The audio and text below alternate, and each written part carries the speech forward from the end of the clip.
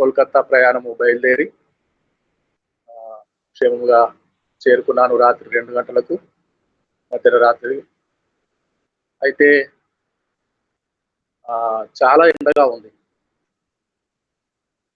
బయలుదేరినప్పుడు చాలా ఉదయం నుంచే సూర్యుడు తన ప్రతాపమును చూపిస్తున్నాడు. చాలా భయంకరమైన ఎండగా ఉంది. స్లీపరు నాన్ ఏసీలోనే రిజర్వేషన్ అయింది. ఎలాగో అలాగా అడ్జస్ట్ అయ్యాను. 11-12 గంటలకల్లా 2 గంటలకల్లా ఒక్కసారిగా మబ్బులు మూసుకొచ్చినాయి.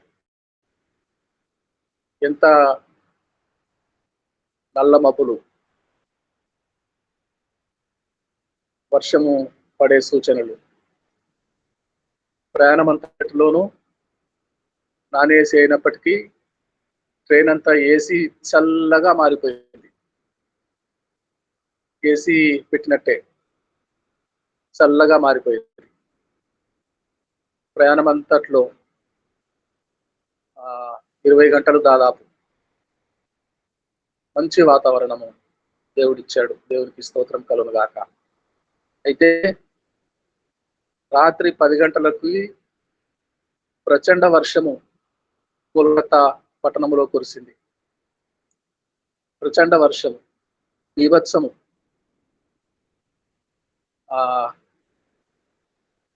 ఒంటి గంట కల్లా తెరివిచ్చింది. 3 గంటలు మామూలుగా కురవలేదు. అయితే 2 గంటలకు 1:30కి దిగాను. 2 గంటలకి కూలింగ బాప్టిస్ట్ చర్చ్ నాకు రూమ్ అరేంజ్ చేశారు. ఆ రూమ్లోకి చేరుకున్నాను. దేవునికి స్తోత్రం కలుగును గాక. ఈ సాయంకాలం పెళ్లిలోనూ దేవుడు గొప్ప కార్యములు చేసేలాగున మీ అందరూ ప్రార్థిస్తున్నారు. ప్రార్థించిన వారందరికీ నిండుగా వందనాలండి. God bless you all dear friends. దేవునికి మహిమ కలుగును గాక. నాగలింగేష్ గారు వాక్యం తీసుకుంటాను.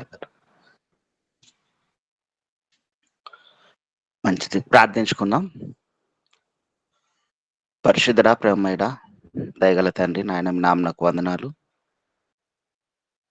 వినగల చెవులను, గ్రహింపగల హృదయాలను మీరు మాకు ఇవ్వండి. మీరు మాట్లాడండి.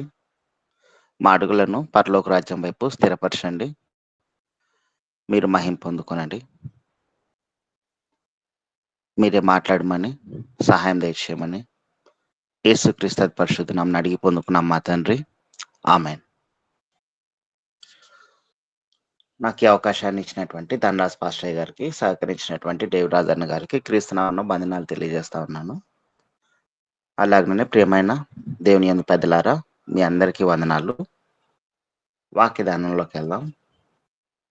మనమందరము బైబిల్ తెరిచాం అంటే అందరూ ఒకే పేజీలో ఉండిండరు, కానీ ఒక్కొక్కరు ఒక్కొక్క పేజీలో ఉండింటారు. ఒక్కొక్కరు ఒక్కొక్క పేజీలో అంటే సమూయేలు గ్రంథంలో కొంతమంది, కీర్తనల్లో కొంతమంది, మత్తయిలో కొంతమంది, మార్కులో కొంతమంది, ఇలా ఎక్కడో చోట బైబిల్ అనేది తెరిచిపెట్టేసి ఉంటాం. దేవుడు కూడా అక్కడక్కడ అంటే దేవుని పిల్లల గురించి బైబిల్లో రాయించేటప్పుడు పూర్తిగా అంటే వాళ్ళ జీవితము మొదటి రోజు నుంచి చివరి రోజు వరకు మొత్తం రాపించలేదు, కానీ వాళ్ళ జీవితంలో ముఖ్యమైన సందర్భాలు అంటే అవి మంచివైనా సరే, చెడ్డవైనా సరే. కొద్దిమంది జీవితంలో 2 రాయించాడు, కొద్దిమంది జీవితంలో కొన్ని అంటే మంచివి రాయించాడు, కొద్దిమంది జీవితంలో చెడ్డవి రాయించాడు. మంచివి రాపించినప్పుడు ఇలా ఉండాలి అని, చెడ్డవి రాపించినప్పుడు ఇలా ఉండకూడదు అని, మంచి చెడ్డవి రాయించినప్పుడు చెడ్డ వాటిలో పడిపోయినా తిరిగి మంచిగా లేవనెత్తబడాలి అనే ఉద్దేశంతో ఇలా కొన్ని రాయించాడు. అలాగ రాయించిన వాటిలలో స్టార్టింగ్ నుంచి మనం చెప్పుకుంటూనే వస్తా ఉన్నాం కదా. అబ్రహాం గారు హాగర్ విషయంలో కానీ, నోహ్ గారు తాగి మత్తరై పడిపోవటం విషయంలో కానీ, లోతు గారు అలా పారిపోవటం విషయంలో కానీ, ఇంకా దావీదు గారు పడిపోవటం విషయంలో కానీ, ఇలా ప్రతిదీ ప్రతిదీ అక్కడక్కడ దేవుడు వీరందరి గురించి మంచి రాసుకుంటూ వచ్చాడు. అయితే కొన్ని సందర్భాలు తప్పలేదు, ఖచ్చితంగా రాయాల్సిందే. అలాగ రాయించారు. ఎందుకు ఇవన్నీ అంటే దేవుడు అక్కడక్కడ తలుపు తీస్తాడు. ఆయన చెప్తా ఉన్నాడు కదా డైరెక్ట్గా, ఇదిగో నేను తలుపు వద్ద నిలుచుండి తలుపు తట్టుచున్నాను. ప్రకటన గ్రంథం 3వ అధ్యాయం 20వ వచనంలో ఆయన ఒక మాట అంటాడు కదా డైరెక్ట్గా. ప్రకటన 3:20లో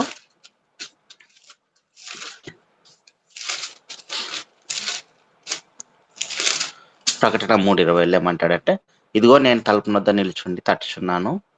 ఎవడైనను నా స్వరం విని తలుపు తీసినట్లా నేను అతని యొద్దకు వచ్చి అతనితో నేనును నాతో కూడా అతనును భోజనం చేయుదుము. ఆయన తలుపు వద్ద నిలుచుండి తట్టుతా ఉన్నాడు. తట్టి మనం తలుపు తీస్తామేమో అని చెప్పి ఎదురు చూస్తున్నాం. లోపల ఉన్నవి ఆయనకి కనబడక కాదు, అన్నీ ఆయనకి స్పష్టమై ఉన్నాయి. ఆయన కనపడని స్పష్టము సృష్టము ఏమీ లేదు. ప్రతిదీ ఆయన చూడగలడు. ఇప్పుడు మనం ఒక పేజ్ ఓపెన్ చేస్తామనుకోండి, మనకు ఆ పేజీ కనిపిస్తూ ఉంది. కానీ దేవుడికి నువ్వు ఏ పేజీ ఓపెన్ చేసినా సరే, మొదటి అక్షరం నుంచి చివరి అక్షరం వరకు ఆ పుస్తకంలో మొత్తం ప్రతిదీ కనబడుతూనే ఉంటుంది. ఇది మన అందరికీ తెలిసిందే అయినా కూడా, వీళ్ళందరికీ కూడా ఈ విషయాలు తెలిసే కూడా, అంటే స్టార్టింగ్ నుంచి చెప్తున్నాం కదా, అబ్రహాం గారి దగ్గర నుంచి చివరి వరకు వీళ్ళందరికీ కూడా తెలుసు ప్రతి అక్షరం దేవునికి కనపడుతుంది అని. కానీ ఎక్కడో చోట తప్పిపోయారు. దేవుడు వీరి జీవితాల్లో ఆ పేజీని కూడా తెరిచి మనకు చూపించాడు, తెరిచి మనకి చూపించాడు. ఇదిగో ఇలా జరిగింది అని చెప్పేసి. సేమ్ టు సేమ్ అలానే మన జీవితంలో ఉన్నట్టుండి దేవుడు తలుపు తెరిచాడు అనుకో, ఏదో ఒక పేజీ తీయాలనుకొని ఇలా తలుపు తెరిచి లేదా ఆయన కిటికీలో నుంచి అలా చూశారనుకో, ఏం కనిపిస్తా ఉంది మన జీవితంలో? ఏం కనిపిస్తా ఉంది? ఆయన ఏం కోరుకున్నాడు, ఇక్కడ ఏం కనిపిస్తా ఉంది అనే విషయము. అంటే ఆయన తలుపు తెరిచినప్పుడు ఎలా ఉంటుందంటే, ఆయన తలుపు తెరిచినప్పుడు హెబ్రీలకు రాసిన పత్రిక 4వ అధ్యాయం 13వ వచనం ఒకసారి చూడండి. హెబ్రీ 4:13.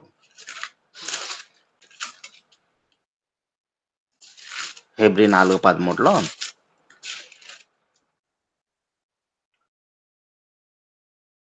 మరియు ఆయన దృష్టికి కనబడని సృష్టము ఏదియూ లేదు. మనం ఎవరికి లెక్క అప్పజెప్పవలసి ఉన్నదో ఆ దేవుని కన్నులకు సమస్తమును మరుగులేక తేటగా ఉన్నది. ఆయనకు మొత్తం కనపడతా ఉంది. ఇక ఏది కనబడదంటూ ఏది లేదు. మనమే లెక్క చెప్పవలసిన వారమై ఉన్నాం కాబట్టి ఆ దేవుని కన్నులకు సమస్తమును తేటగా ఉన్నాయని తెలుసుకొని లెక్క అప్పజెప్పేటట్లుగా మనం ఉండాలి. ఇలాంటి దేవుడికి మన లెక్క అప్పజెప్పాలి. ఇది మన జీవితంలో మనం కలిగి ఉన్నటువంటి ప్రతి పేజీకి, ప్రతి సందర్భానికి ఆయన ఒకవేళ ఆయన కిటికీ తలుపులు తెరిచి చూశాడంటే, మన జీవితం అనే ఆ కిటికీ తలుపులు తెరిచి చూశాడంటే, సామెతలు 15వ అధ్యాయం 3వ వచనం. సామెతలు 15వ అధ్యాయము 3వ వచనం ఒకసారి చూడండి. 15:3లో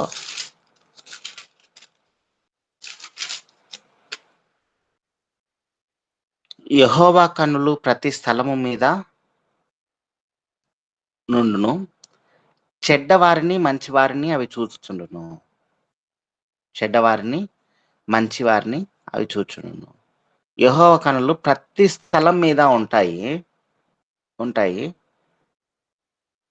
చెడ్డవారిని మంచివారిని ఇద్దరిని అవి చూస్తా ఉంటాయి. మన జీవితంలో చెడ్డ సన్నివేశాలని మంచి సన్నివేశాలను రెండు చూస్తా ఉంటాయి యెహోవా కనులు. చెడ్డ సన్నివేశాలంటే క్రీస్తుని ఎరగక ముందు ఉన్నాం చూడు, అప్పటి సన్నివేశాలు అయి ఉండాలి అవి. ఇక మంచి సందర్భాలు అంటే క్రీస్తుని ఎరిగిన తర్వాత జీవిస్తా ఉన్నాం చూడు, ఇక నుంచి ఉండాలి. దేవుడు ఒకవేళ తలుపు తెరిచి చూశాడు అంటే మారక ముందు మారిన తర్వాత అనే సందర్భంలోకి రావాలి. దేవుడు అదే చెప్తా ఉన్నాడు డైరెక్ట్ గా. ఆయన కన్నులు ప్రతి స్థలం మీద ఉంటాయి. చెడ్డవారిని మంచివారిని అవి చూస్తా ఉంటాయి. కాబట్టి జాగ్రత్తగా ఉండండి. అందుకే ఆయన చాలా క్లియర్ గా చెప్తాడు. 1 పేతురు గ్రంథం 1వ అధ్యాయం 14వ వచనంలో, నేను పరిశుద్ధుడని కాబట్టి మీరును పరిశుద్ధులై ఉండండి. నేను పరిశుద్ధుడని కాబట్టి మీరును పరిశుద్ధులై ఉండండి. ఎందుకంటే ఎప్పుడు ఎవరి జీవితానికి నేను తలుపులు తెరుస్తానో తెలియదు. ఎవరి జీవితంలో నుంచి అలా కిటికీలో నుంచి నేను తొంగి చూస్తానో తెలియదు. నోవహు విషయంలో అదే కదా జరిగింది. నోవహు విషయంలో ఆయన తాగి మత్తుడై పడిపోయి ఉంటే కిటికీలో నుంచి తొంగి చూస్తాడు. ఆయన కిటికీ అలా ఓపెన్ చేస్తే అలా ఉంటుంది. అబ్రహాం గారి విషయంలో హాగర్ దగ్గరకు వచ్చేసరికి అలా కిటికీ తెరిచి మనకు చూపించేస్తాడు దేవుడు. ఇలా ఉంటుంది చూడు, పడిపోకూడదు అని చెప్పేసి అందుకే చాలా క్లియర్ గా చెప్తాడు దేవుడు. అంటే కిటికీ వేసుకుంటే లేదా తలుపు వేసుకుంటే ఈనాటి బిడ్డలు కూడా ఎలా ఉన్నారంటే, దేవుని బిడ్డలు అంటే పైనికి కనిపించడం వేరు, లోపల ఉన్నటువంటి మనస్తత్వం వేరైపోయింది. మనసుకు పరదాలు కట్టుకొని లేదా మనిషికి పరదాలు కట్టుకొని, పరదాలంటే ముసుగులు వేసుకొని జీవిస్తా ఉన్నారు. బయటకు ఒకలాగా లోపలికి ఒకలాగా ఉంటుందన్నమాట మనస్తత్వం. ఈ లోపలి మనస్తత్వం బయట నీ చుట్టూ ఉన్న జనాంగానికి తెలియకపోవచ్చు, కానీ దేవుడు ఆ పుస్తకాన్ని అలా తెరిచి చూపించాడు అనుకో, తెలిసిపోతుంది. అలాంటి ఒక పేజీ తెరవక ముందే అంటే మారుమనసు పొందడం మంచిది. మత్తయి సువార్త 6వ అధ్యాయంలో ఆయన, ఎందుకంటే నువ్వు తలుపు వేసుకున్నా సరే ఎంత క్లియర్ గా ఉంటాడంటే, మత్తయి సువార్త 6వ అధ్యాయంలో 5వ వచనం ఒకసారి చూడండి. మత్తయి 6:5. మత్తయి 6:5లో, మరియు మీరు ప్రార్థన చేయనప్పుడు వేషధారుల వల్లే ఉండవద్దు, మనుషులకు కనబడవలనని సమాజ మందిరములలోను వీధుల మూలల్లోనూ నిలిచి ప్రార్థన చేయటం వారికి ఇష్టము. వారు తమ ఫలము పొంది ఉన్నారని నిశ్చయంగా మీతో చెప్పుచున్నాను. నీవు ప్రార్థన చేయనప్పుడు నీ గదిలోనికి వెళ్ళి తలుపు వేసి రహస్యమందున్న నీ తండ్రికి ప్రార్థన చేయము. అప్పుడు రహస్యమందు చూసి నీ తండ్రి నీకు ప్రతిఫలం ఇచ్చును. ఎప్పుడు తలుపు వేసి జీవిస్తా ఉన్నావు చూడు, ఆ లోపలి బ్రతుకుని దేవుడు చూస్తా ఉన్నాడు. అందరం అనుకుంటాం, అందరికి కనిపిస్తాం. మనం తలుపు తెరిచి బయట అలా తిరుగుతూ ఉన్నప్పుడు జనాలందరికీ బాగా కనిపిస్తాం. కానీ దేవుడు చూస్తా ఉన్నది తలుపు వేసిన తర్వాత ఎలా ఉన్నావు, తలుపు వేసిన తర్వాత ఎలా ఉన్నావు. రహస్యమందు చూసే నీ తండ్రికి ప్రార్థన చేసే వాటిగా ఉన్నావా, రహస్యమందు పడిపోయిన వాడిగా ఉన్నావా? రహస్యమందు తలుపు వేసిన తర్వాత పడిపోయే బిడ్డగా నువ్వేమన్నా ఉన్నావా? దేవుడు అందుకే పరలోక ప్రార్థన నేర్పించేటప్పుడు ఇలా ఉండండి. తలుపు వేసిన తర్వాత ప్రార్థించండి. తలుపు వేసినా కూడా ప్రార్థన చేయడం నేర్చుకోండి. దేవుడు ఒకవేళ అలాంటి కిటికీ ఏదైనా ఒక రోజు నీ బ్రతుకులో ఒక కిటికీని తెరిచాడు అనుకో, అక్కడ ఎలా కనపడాలంటే ప్రార్థన చేస్తూ కనపడాలి. వీలైతే మంచి చేస్తూ కనపడాలి నలుగురికి. అన్నం పెడుతూ, లేదంటే బైబిల్ చదువుకుంటూ, ఏదైనా సరే అది దేవుని విషయంలో ఒక మంచి పద్ధతిలో కనపడాలి. ఒక మంచి పద్ధతిలో. అలా కనపడాలని దేవుడు ఇష్టపడతా ఉన్నాడు. ఇష్టపడతా ఉన్నాడు. అందుకే తలుపు వేసుకొని ప్రార్థించండి. తలుపు వేసుకుంటే ఆయన కనపడతామా అంటే లక్షణంగా కనపడతాం. లక్షణంగా కనపడతాం. దానికి చక్కటి ఉదాహరణ ఏందంటే, యేసుక్రీస్తు ప్రభుల వారి యొక్క శిష్యులు ఆయన శిలువ యందు బలియాగం అవుతానే ఒక గదిలోకెళ్ళి ప్రార్థన చేస్తా ఉంటారు భయపడిపోతూ ప్రార్థన చేసుకుంటూ ఉంటారు. ప్రార్థన చేసుకుంటూ ఉంటుంటే అక్కడికొచ్చాడు యేసుక్రీస్తు ప్రభు. తలుపు వేసి ఉండగానే లోపలికొచ్చాడు. లోపలికొచ్చాడు. లోపలికొచ్చాడు. వారినందరిని చూసాడు. మాట్లాడాడు. మాట్లాడాడు. మాట్లాడి అక్కడి నుంచి వారిని ధైర్యపరచి తిరిగి మళ్ళాయన బయటకొచ్చేసాడు. తలుపు వేసి ఉండగానే వచ్చాడు. ఆ తలుపు లోపల నువ్వు ఎలా ఉండవు. శిష్యుల మాదిరి భయపడినా సరే, అక్కడ ఉన్నటువంటి సమస్యలకు భయపడినా సరే పడిపోకుండా లోపల ఉండి తలుపు వేసుకొని ప్రార్థన చేస్తా ఉన్నారు.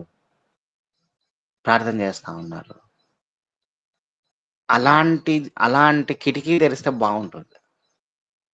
అంటే అలాంటి సందర్భాలే మన జీవితంలో ఉంటే, ఆయన కిటికీ తెరిచినప్పుడు, లేదా ఆయన తలుపు తెరిచినప్పుడు, లేదా తలుపు వేసి ఉండగానే ఆయన లోపలికి వచ్చినప్పుడు, అలాంటి సందర్భం కనపడితే బాగుంటుంది. అదే కోరుకుంటున్నాడు దేవుడు. అలాంటి సందర్భంలో యోహాను 20:19 సందర్భం అది. యోహాను సువార్త 20వ అధ్యాయము 19వ వచనం. యేసుక్రీస్తు ప్రభుల వారు ఉన్నట్టుండి వాళ్ళందరి తలుపులు మూసుకొని ప్రార్థన చేస్తా ఉంటే లోపలికి వచ్చాడు. దయచేసి ఎవరైనా చదువుతారా వాక్యము? యోహాను సువార్త 20వ అధ్యాయము 19వ వచనం. ఎవరైనా వారు చదువుతారా? చదువుతాను. ఆదివారం సాయంకాలం శిష్యులు యూదులకు భయపడి తాము కూడి ఉన్న ఇంటి తలుపులు మూసుకొని ఉండగా యేసు వచ్చి మధ్యను నిలిచి, మీకు సమాధానము కలుగును గాక అని వారితో చెప్పెను. యేసుక్రీస్తు ప్రభుల వారు అలాంటి సందర్భంలో అలా లోపలికి వచ్చాడు. ఒక శిష్యుడు అక్కడ తక్కువ వచ్చాడు. ఎవరు? తోమా గారు. ఆయన కోసం మళ్ళీ 24వ వచనంలో మళ్ళీ వస్తాడు. 26వ వచనంలో 8 దినములైన తర్వాత ఆయన శిష్యులు మరలా లోపల ఉన్నప్పుడు తోమా వారితో కూడా ఉండును. తలుపులు మూయబడి ఉండగా యేసు వచ్చి మధ్యన నిలిచి, మీకు సమాధానం కలుగును గాక. అంటే ఒకవేళ ఎవరైనా తప్పిపోయినా సరే దేవుడు అలా వచ్చి చూశాడా లేదా అనడానికి తోమానే రుజువు. తోమా కోసం తిరిగి మళ్ళీ వచ్చాడు. ఎవరు తప్పిపోయినా సరే, ఎవరు అక్కడ లేకపోయినా సరే దేవుడు వారిని మళ్ళీ చూడడానికి మళ్ళీ వస్తాడు. అలాంటి సందర్భంలో దేవుడు అలా వచ్చి సడన్ గా వచ్చేటప్పుడు ఏం చేస్తా ఉన్నావు? ఈ దేవుడు ఈ పేజీని తెరవాలని చూస్తున్నాడు. మనుషుల మధ్య ఈ పేజీని తెరవాలని చూస్తా ఉన్నాడు. మనమంతా ఎలా ఉన్నామంటే అందరికీ తెలుసు. ఏం తెలుసు? మత్తయి సువార్త 24వ అధ్యాయం 44వ వచనంలో, అక్కడ చాలా క్లియర్ గా చెప్తాడు దేవుడు. మీరు అనుకొనని గడియలో మనుష్య కుమారుడు వచ్చును గనుకనే మీరును సిద్ధంగా ఉండుడి. అనుకొనని గడియల్లో మనుష్య కుమారుడు వస్తాడని మైకులు పట్టుకొని ఎన్నోసార్లు చెప్తూనే ఉంటాం. అనుకోని గడియల్లో మనుష్య కుమారుడు వస్తాడు కాబట్టి సిద్ధంగా ఉండండి అని చెప్పిన మన బ్రతుకులు ఆ తలుపు వేసినప్పుడు ఎలా ఉన్నాయి అంటే, తలుపు వేసినప్పుడు అంటే రహస్యపు జీవితం జీవిస్తా ఉన్నప్పుడు ఎలా ఉన్నాయి? బైబిల్లో ఇలా జిబ్బు వేసి పెట్టాం కదా, మన బైబిల్కి వేసి పెట్టాక ఇక దాన్ని ఎవరు ఓపెన్ చేయలేరులే, ఆ రహస్య పేజీని ఎవరు ఓపెన్ చేయలేరులే అంటే, నువ్వు జిబ్బు వేసి గోడ కట్టినా కూడా సరే, యేసుక్రీస్తు ప్రభుల వారు మొదటి అక్షరం నుంచి చివరి అక్షరం వరకు చూడగలడు చూడగలడు చూడగలడు. అనుకోని గడియలో ఆయన వస్తే ఆ గోడలు బద్దలైపోయి మనం బయటికి రావాల్సిందే. అప్పుడు పరిస్థితి ఎలా ఉంటుంది అనే విషయాన్ని దేవుడు చాలా క్లియర్గా దీన్ని జ్ఞాపకం చేసుకొని మీరు జాగ్రత్త కలిగి ఉండండి. ఇది మత్తయి సువార్త 23వ అధ్యాయము 27, 28 వచనాల్లో చూడండి. ఎవరికి చెప్తా ఉన్నాడు దేవుడు? మత్తయి 3, 27, 28. అయ్యో అయ్యో వేషధారులైన శాస్త్రులారా, పరిచయులారా, మీరు సున్నము కొట్టిన సమాధులను పోలి ఉన్నారు. అవి వెలుపల శృంగారముగా అగపడును గాని లోపల చచ్చిన వారి ఎముకలతోనూ సమస్త కల్మషముతోనూ నిండి ఉన్నవి. అలాగే మీరు వెలుపల మనుషులకు నీతిమంతులుగా నవ్వుపడుచున్నారు గాని లోపల వేషధారణతో అక్రమముతోనూ నిండి ఉన్నారు. అయ్యో చాలు. అయ్యో వేషధారులైన శాస్త్రులారా, పరిచయులారా. ఎవరు వీళ్ళు? బైబిల్ గురించి, దేవుని జ్ఞానం గురించి సరిగ్గా తెలియనటువంటి వాళ్ళ కాదు. శాస్త్రులు, పరిచయులు అంటే నిత్యం దేవుని నామాన్ని ప్రకటించడానికి వాళ్ళు ఏర్పాటు చేయబడ్డ వాళ్ళు. శాస్త్రులు అంటే దేవుని నామాన్ని ప్రకటించుకుంటూ ఉండాలి వీళ్ళు, మొత్తం జనాంగాన్ని అంతటినీ దేవుని దాంట్లో నడిపించాలి అని చెప్పి ఏర్పాటు చేసుకున్నటువంటి బిడ్డలు. ఈక్వల్ టు మనలాగే దేవుని నామాన్ని ప్రకటించడానికి ఏర్పాటు చేసుకున్నారు కదా అన్నట్టు. ఈ లోకంలో బైబిల్ పట్టుకొని తిరుగుతా ఉన్నాం కదా దేవుని ప్రకటించుకుంటూ. అలాగుండే వాళ్ళే వాళ్ళు. వారిని ఏమంటున్నాడంటే దేవుడు, సున్నం కొట్టిన సమాధులారా, బయట శృంగారించబడి అలంకరింపబడి ఉన్నారు. అయితే నేను మీ తలుపు తెరిచి చూస్తే ఎలా ఉన్నారంటే వేషధారణతో, అక్రమంతో నిండి ఉన్నారు. లోపల చచ్చిన వారి ఎముకలతో సమస్త కల్మషంతోనూ నిండి ఉన్నారు అని చెప్పి నిత్యం బైబిల్ పట్టుకొని తిరిగే వాళ్ళని దేవుడు అలా తిడతా ఉన్నాడు. బయటికి ఎలా ఉన్నారు, లోపల ఎలా ఉన్నారు? లోపల పేజీ కనపడటం లేదు అనుకుంటున్నారా? నాకు కనిపిస్తా ఉంది నాయన. మొత్తం నాకు కనపడని సృష్టం ఏది లేదు. ప్రతిదీ నేను చూడగలుగుతున్నాను. ఇదిగో సున్నం కొట్టిన సమాధి మాదిరి అంటే బయట చాలా శృంగారంగా అలంకరింపబడి ఉన్నావు, కానీ లోపల మాత్రం ఇక్కడే ఉంటుంది చూడండి. అవి వెలుపల శృంగారంగా అగుపడును కానీ లోపల చచ్చిన వారి ఎముకలతోనూ సమస్త కల్మషములతోనూ నిండి ఉండనివి. వేషధారణతో, అక్రమంతో నిండి ఉన్నాయి. ఇవి చెప్తా ఉన్నాడు. ఇవన్నీ ఎందుకు? మనల్నే. నేను కూడా మీ జీవితంలో అలాంటి పేజీ ఒకటి తెరుస్తానేమో. జాగ్రత్త కలిగి అలాంటి కిటికీ నేను తెరవక ముందే జాగ్రత్త పడు. ఆ లోపల బయట ఏ విధంగా అయితే అలంకరించుకొని ఉన్నావో లోపల కూడా అలానే అలంకరించుకో.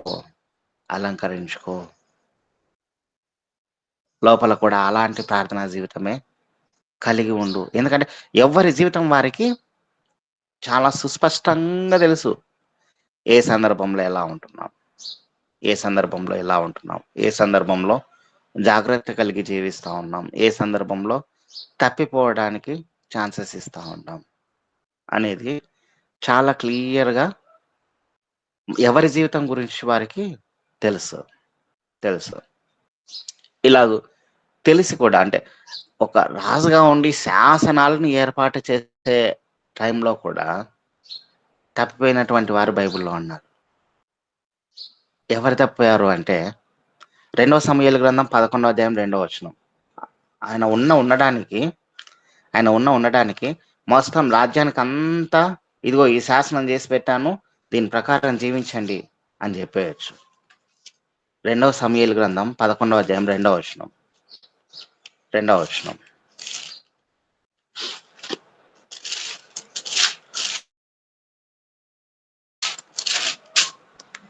ఒకానొక దినమున ప్రొద్దుగుంకు వేళ దావీదు పడక మీద నుండి లేచి రాజనగరి మీద నడుచుచు పైనుండి చూచుండగా స్నానం చేయి ఒక స్త్రీ కనబడెను.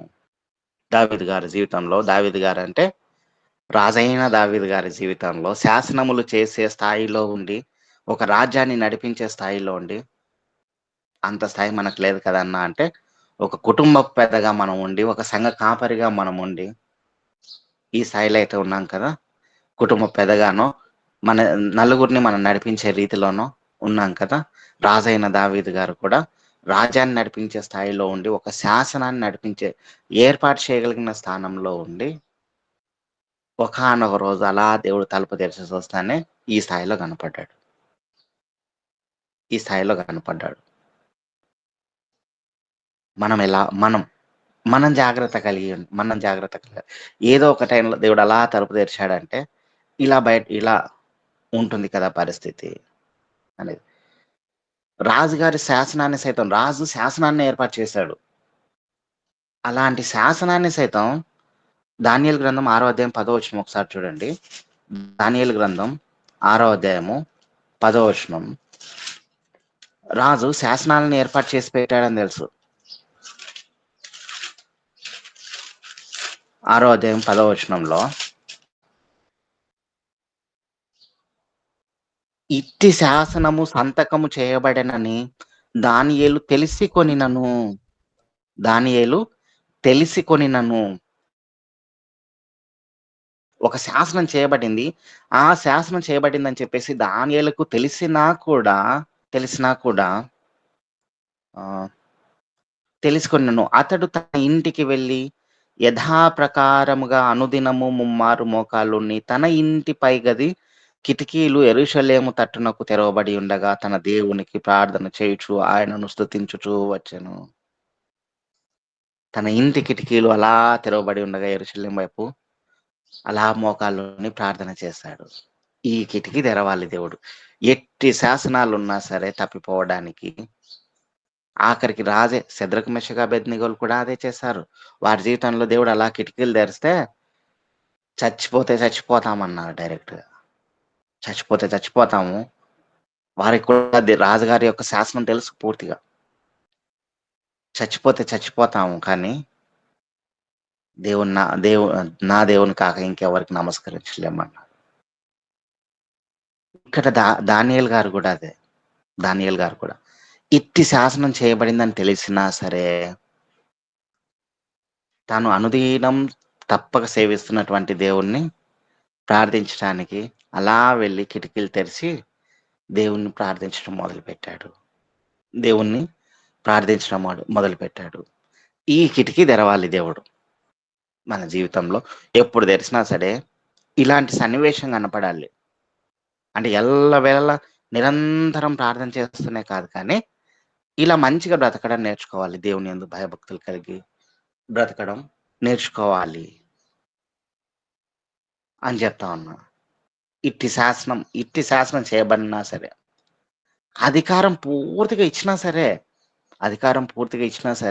ఆదికాండం 39వ అధ్యాయంలో ఒక మాట ఉంటుంది చూడండి. ఆదికాండము 39వ అధ్యాయం 9వ వచనంలో 39వ అధ్యాయము 9వ వచనంలో అక్కడ ఒక ఆయన కనిపిస్తాడు మనకి.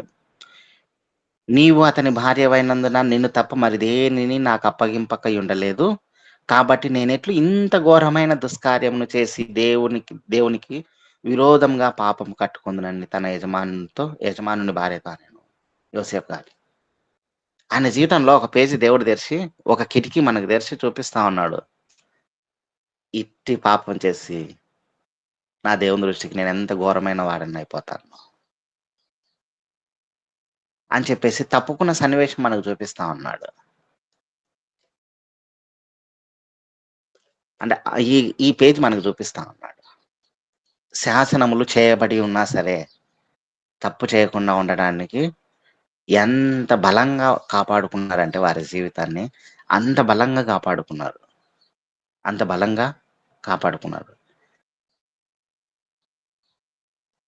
ఇంకొక ఆయన రక్షింపబడడానికి సమయం ఉన్నా సరే మత్తయి సువార్త 26వ అధ్యాయము 14-16 చూడండి. 14 నుంచి 16 వచనాలు. మత్తయి సువార్త 26వ అధ్యాయము 14వ వచనం. ఇక్కడ ఈయన రక్షింపబడ్డానికి సమయం ఉన్నా సరే, అప్పుడు 12 మందిలో ఒకడగు ఇస్కరియోతు యూదా ప్రధాన యాజకుల యొద్దకు వెళ్ళి, నేను ఆయనను మీకు అప్పగించిన ఎడల నాకేమి ఇతురని వారిని అడిగాను. 30 నాణ్యాలు ఇస్తామని చెప్పి వాళ్ళు తూచి ఇచ్చేశారు. ఇలాంటి కిటికీ మన మన జీవితంలో తెరిచాడు అనుకో దేవుడు, యూదా గారు ఊరేసుకొని తెచ్చారు. ఊరేసుకొని పొట్ట పగిలి తెచ్చాడు. మన జీవితం ఎలా ఉంటుంది అంటే భయపెట్టడానికి కాదు, కానీ ఆ కిటికీ తెరిచినప్పుడు చాలా జాగ్రత్తగా మన జీవితం బయటపడాలి. ఆ కిటికీ తెరిచినప్పుడు నా యందు భయభక్తులు కలిగి జీవిస్తా ఉన్నాడు ఈ బిడ్డ. యోబు గారిని అందుకే చూపించాడు దేవుడు. యోబు గారిని యథార్థవంతుడుగా జీవిస్తున్నాడు. ఇదిగో ఇంతటి యథార్థవంతుడు లేడు. కావాలంటే తెరిచిన పుస్తకం మాదిరి అతని జీవితాన్ని ముందు పెట్టాను. సాతానాన్ని ఇష్టం అన్నట్టు. సాతాన్ గాడు వెళ్ళాడు అక్కడ. తలుపు తెరిచి చూపించినప్పుడు అలా ఉండాలి యథార్థంగా. యథార్థంగా అలా ఉండాలి.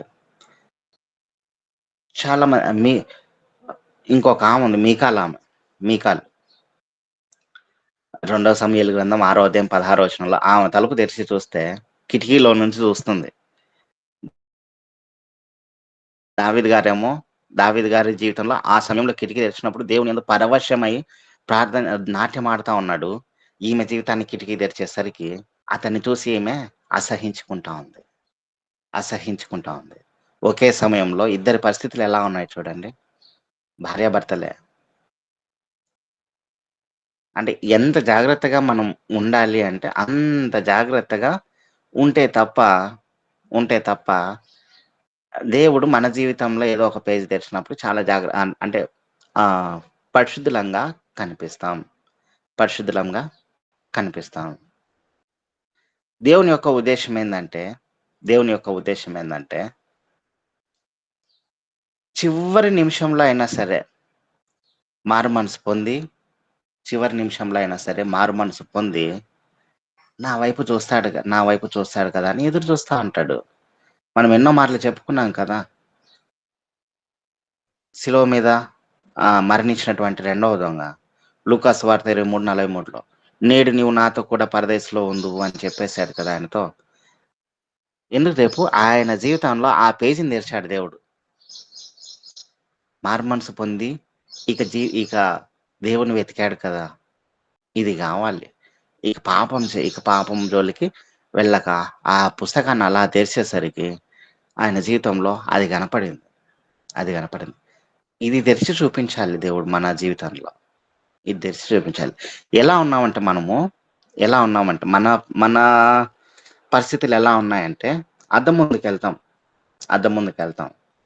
మనం ఎంతటి అందంగా ఉంటామో లేదా అందవిహీనంగా ఉంటామో మనందరికి బాగా తెలుసు. అద్దం ముందర ఉన్నప్పుడు అటు నుంచి పక్కకి వెళ్ళిపోయామనుకో మనకున్నటువంటి అందం కానీ ఏది కానీ మనకు అసలు గుర్తుండదు. దాన్ని మర్చిపోయి జీవిస్తూ ఉంటాం. దేవుడి మాట చాలా క్లియర్గా చెప్తా ఉన్నాడు చూడండి. యాకోబు పత్రిక 1వ అధ్యాయము 23వ వచనంలో వాడు తన్ను చూచుకొని 23వ వచనం, ఎవడైనను వాక్యమును వినువాడై ఉండి దాని ప్రకారం ప్రవర్తింపని వాడైతే వాడు అద్దములో తన సహజ ముఖమును చూచుకొను మనుషుని పోలి ఉన్నాడు. వాడు తన్ను చూచుకొని అవతలికి పోయి తానెట్టివాడో వెంటనే మర్చిపోవును కదా. వాక్యం విని వాక్య ప్రకారం నడుచుకోని వాళ్ళ పరిస్థితి ఇదే అని చెప్తా ఉన్నాడు. ఇదిగో అద్దం ముందు ఉండి నేను ఇంత బాగా ఉన్నాను కదా అని చెప్పేసి అనుకొని అవతలికి పోయి తాను ఎట్టివాడో మర్చిపోతాడు కదా. మర్చిపోయి మళ్ళీ అలానే జీవిస్తాడు కదా. అలానే ఉన్నారు. వాక్యం విని వినక జీవిస్తున్నారు కదా. ఇలా ఉంటారు చూడండి అని చెప్పేసి. అయితే అద్దం ముందు ఉన్నప్పుడు ఎలా ఉండాలి అంటే జీవితంలో ఎలా ఉండాలి అనే విషయాన్ని ఇంకొక మాట ద్వారా దేవుడు చాలా క్లియర్గా చెప్తా ఉన్నాడు చూడండి. 2వ కొరింథీ గ్రంథం 3వ అధ్యాయం 18వ వచనం. 2వ కొరింథీ గ్రంథం 3వ అధ్యాయము 18వ వచనం. ఇది ఒకసారి చదవండి.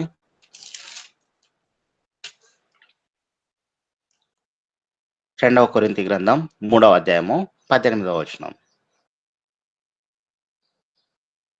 మనమందరమును ముసుకు లేని ముఖముతో ప్రభు యొక్క మహిమను అద్దము వలె ప్రతిఫలింపజేయుచు, మనమందరమును ముసుకు లేని ముఖముతో ప్రభు యొక్క మహిమను అద్దము వలె ప్రతిఫలింపజేయుచు. ఈ అద్దం మాదిరి ఉండాలి. ముసుగు లేని ముఖంతో నిండి ఉండాలి, ఎల్లవేళలా నిండి ఉండాలి. ప్రభు యొక్క మహిమను అద్దం వలె ప్రతిఫలింపజేయుచు, మహిమ నుండి అధిక మహిమను పొందుచు, ప్రభువగు ఆత్మ చేత ఆ పోలికగానే మార్చబడుచున్నాం. మహిమ నుండి ప్రభు యొక్క మహిమను అద్దం వల్లే ప్రతిఫలింపజేయచ్చు, మహిమ నుండి అధిక మహిమను పొందొచ్చు. అద్దం ముందు చూసుకున్నప్పుడు కానీ, అద్దం తర్వాత చూసుకున్నప్పుడు కానీ ముసుగు ఉండకూడదు మన జీవితానికి.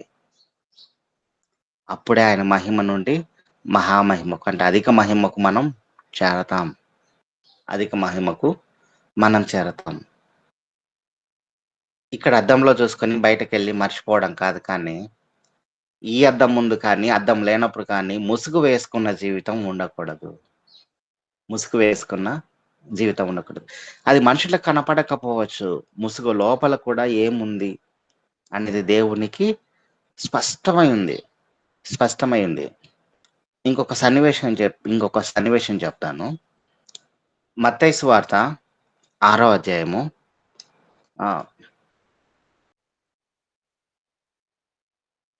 లూకాసు వార్త 18వ అధ్యాయము, లూకాసు వార్త 18వ అధ్యాయం చూడండి. లూకాసు వార్త 18వ అధ్యాయము 13వ వచనం.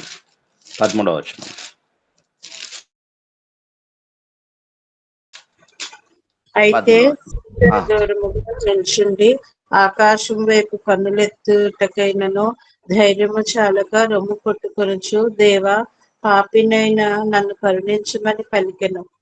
అతని కంటే అతడు నీతిమంతుడిగా తీర్చబడి తన ఇంటికి వెళ్ళనని మీతో చెప్పుచున్నాను. తన్ను తాను హెచ్చించుకున్నవాడు తగ్గింపబడుననియు, తన్ను తాను తగ్గించుకున్నవాడు హెచ్చింపబడిననియు చెప్పాను. ఇక్కడ పరిసయ్యుడి గురించి, సుంకరి గురించి దేవుడు చెప్తా ఉన్నాడు. ఇద్దరి జీవితాలను, ఇద్దరి జీవితంలో వారు కలిగి ఉన్నటువంటి ఆ పేజీని తెరిచి మనకు చూపిస్తా ఉన్నాడు. ఒకే సమయంలో ఒకరు పరిసయ్యుడు, ఒకరు సుంకరిని. ధైర్యంగా దేవుని దగ్గరకు వచ్చి, ఇదిగో దేవుని సన్నిధానంలో నిలబడి, నాయన నేను ఇంతగా ఏమని చెప్తా ఉన్నాడు చూడండి. పరిసయ్యుడు 11వ వచనంలో ఉంటుంది. పరిసయ్యుడు నిలువబడి, దేవా నేను చోరులను, అన్యాయస్తులను, వ్యభిచారులనైనా, ఇతర మనుషుల వలనైనను, ఈ సుంకరి వలనైనా ఉండనందుకు నీ కృతజ్ఞతాస్తుతులు చెల్లించుచున్నాను. వారంలో 2 మార్లు ఉపవాసం చేయొచ్చు, నా సంపాదన అంతట్లో 10వ వంతు చెల్లించున్నానని తనలో తాను ప్రార్థించుచుండెను. ఇలాంటి అంటే చాలా గట్టిగా పటిష్టంగా జీవిస్తా ఉన్నాడని చెప్పేసి దేవునికి చెప్తా ఉన్నాడు. దేవుడు అది చూడటంలా ముసుగు వేసుకున్న పరిసైడ్ ఎలా ఉన్నాడు, బయట కనిపించే పరిసైడ్ గురించి ఆయన చెప్తా ఉన్నాడు డైరెక్ట్ గా, దేవా బయట నేను ఇలా ఉన్నాను అని చెప్పేసి. కానీ దేవుడు లోపల ఒక పరిసైడ్ ఉన్నాడు చూడు, ఆ పరిసైడ్ ను చూపిస్తా ఉన్నాడు. ఆ పరిసైడ్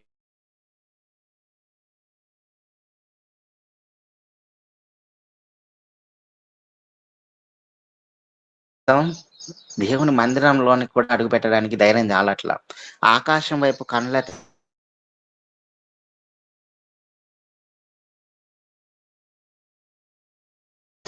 అయితే సుంకరి దూరంగా నిలుచుండి ఆకాశం వైపు కళ్ళెత్తకైన ధైర్యం చాలక రొమ్ము కొట్టుకొనుచు, దేవా పాపినైనా నన్ను కరుణించమని పలికెను. అతని కంటే ఇతడు నీతిమంతుడిగా తీర్చబడి తన ఇంటికి వెళ్ళనని మీతో చెప్పుచున్నాను. ముసుగు లేని జీవితం జీవిస్తే ఖచ్చితంగా అతని కంటే ఇతడు ఎలాగా ముసుగు లేకుండా జీవించి నీతిమంతుడిగా తీర్చబడి ఇంటికి పోయినాడో, మన జీవితం కూడా తలుపు వేసినప్పుడైనా సరే, తలుపు తీసినప్పుడైనా సరే, దేవుడు ఆ తలుపులో నుంచి తొంగి చూసినా సరే ఎలా ఉండాలంటే, అద్దం ముందు నిలబడినప్పుడైనా సరే, అద్దం లేనప్పుడైనా సరే ఎలా ఉండాలంటే ఇలా స్పష్టంగా ఉండాలి. సుంకరి మాదిరి ఇలా స్పష్టంగా ఉండాలి. అప్పుడు దేవుడు నీతిమంతుడుగా నువ్వు ఉన్నావు, నీతిమంతుడవుగా నువ్వు ఉన్నావు, కాబట్టి నీతిమంతుడవుగా నువ్వు ఇంటికి వెళ్తా ఉన్నావు నాయన అని సుంకరితో చెప్తా ఉన్నాడు చూడు. సుంకరి నీతిమంతుడుగా ఇంటికి వెళ్ళినాడు అని. పరిసయ్యుని వల్లే, ధర్మశాస్త్రోపదేశకుని వల్లే మనం ఉండక, శాస్త్రుల వల్లే మనం ఉండక, సుంకరి వల్లే ఉండొచ్చు. సుంకరి వల్లే ఉంటేనే దేవుడు యాక్సెప్ట్ చేస్తా ఉన్నాడు, స్వీకరిస్తా ఉన్నాడు. అలా మన జీవితంలో ఏదైనా ఒక పేజీ తెరిచినప్పుడు బయటకు ఎలా స్పష్టంగా ఉన్నామో లోపల తలుపు వేసినప్పుడు జీవితం కూడా స్పష్టంగా దేవునికి కనబడాలి. అలా కనబడి దేవునికి మహిమ తెచ్చే బిడ్డలంగా మనల్ని, మన అడుగులు పరలోక రాజ్యం పడే విధంగా జీవించాలని ప్రభు పేరట తెలియజేస్తే కొద్ది మాటలు దేవుడు దీవించును గాక. ఆమేన్. ఆమేన్ ఆమేన్. అగ్నివాసనంటాకుండా అబెద్నెగోలతో ఉండిన దేవా, దానియేలును సింహపు గుహలో ఆదుకున్న నాదుడ నీవే. రేయి పగలు నీ పద సేవే జీవదాయక చేయుట మేలు. రేయి పగలు, ఉదయము ఎండవేళ, మధ్యాహ్నము, సాయంకాలం వేళ, పని సమయం,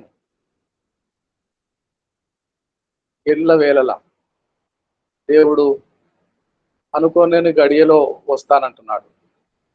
మీరు అనుకోని గడియలో కొద్దిసేపు కునికిపాటు పడవచ్చు, అప్పుడే యేసయ్య రాడు, అన్నంతలోనే వచ్చేస్తాడు.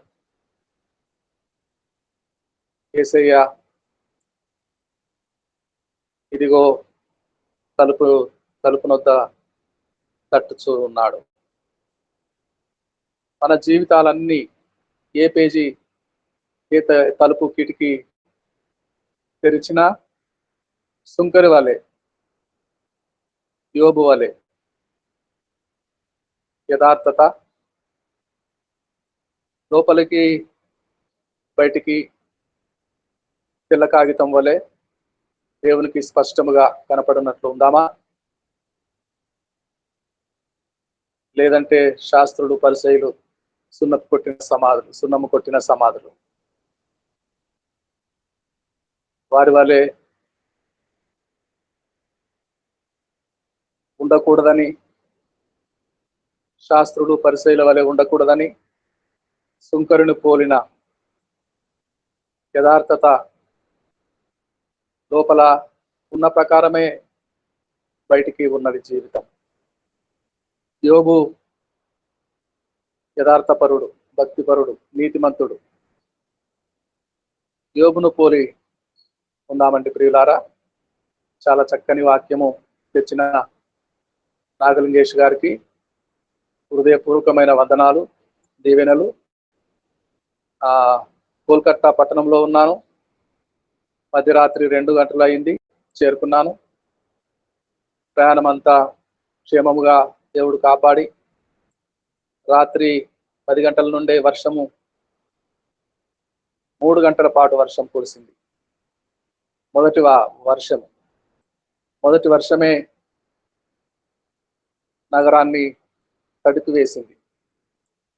దేవునికి స్తోత్రం కలుగును గాక. ఆ విధంగానే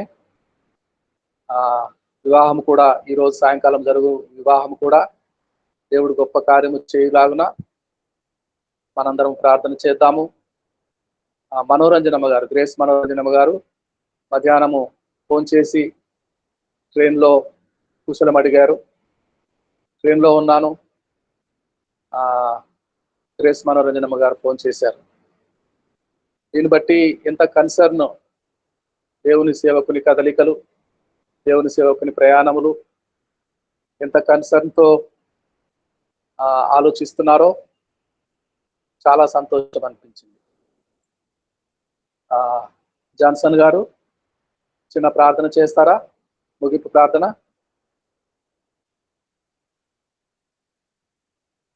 జాన్సన్ గారు.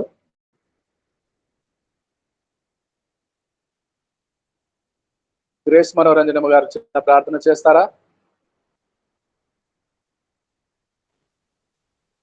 గ్రేస్ మనోరంజనమ్మ గారు చేస్తానండి. చేయండమ్మా.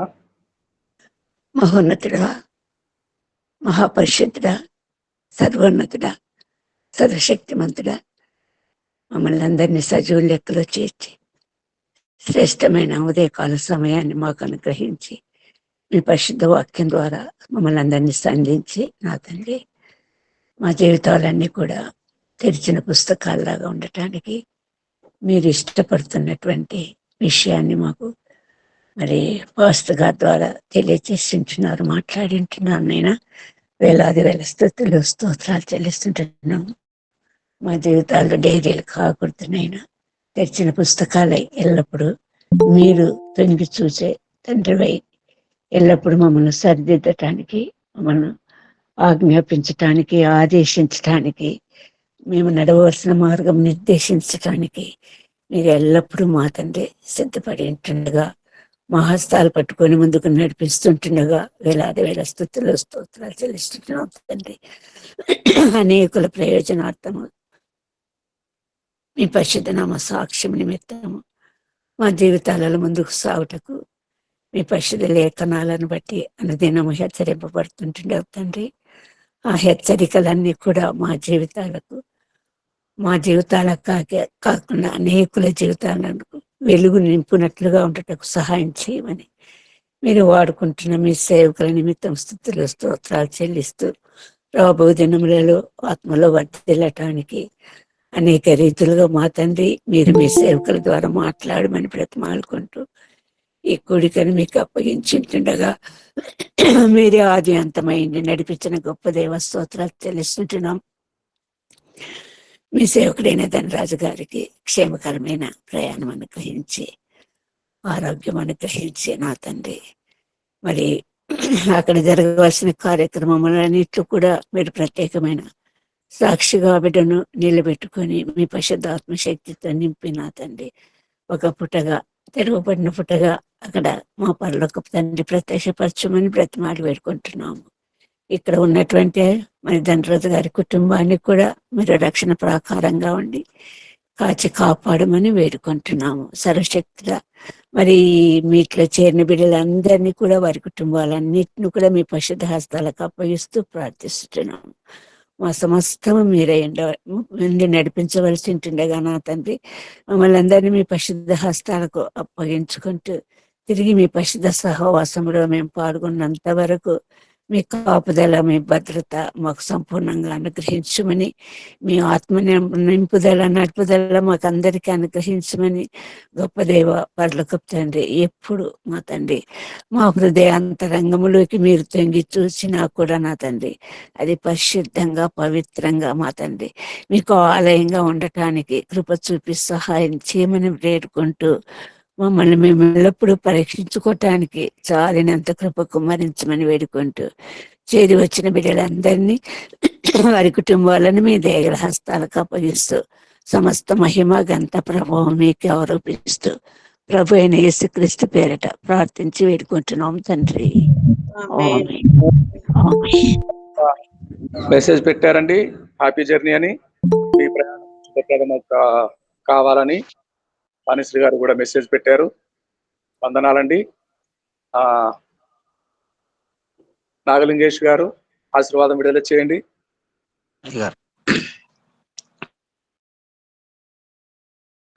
మన పరమ తండ్రి అయిన దేవుని యొక్క కృపయు, ఆయన కుమారుడైన యేసుక్రీస్తు వారి యొక్క ప్రేమయు, పరిశుద్ధాత్మ యొక్క అన్యోన్య సహవాసము ఇప్పుడు కూడి ఉన్న మనకును, మన కుటుంబములకును, మన సంఘములకును, జరగనైనటువంటి హిందీ సెషన్కును, ధనరాజ్ పాస్టర్ గారికి ప్రయాణ సమయంలో అందను సకల పరిశుద్ధులకును ఇప్పుడును ఎల్లప్పుడూ సదాకాలం తోడైండి నడిపించును గాక. అందరికీ వందనాలు. మై డియర్ ఫ్రెండ్స్, ప్రతి ఒక్కరికి గ్రూప్ లో ఉన్న వీటిలో ఉన్న అందరికీ దేవజనురాళ్ళు అందరికీ నిండుగా వందనాలు. God bless you. ఇప్పుడు హిందీ సభ సమయం అయింది కదా, హిందీ సభ ప్రారంభించ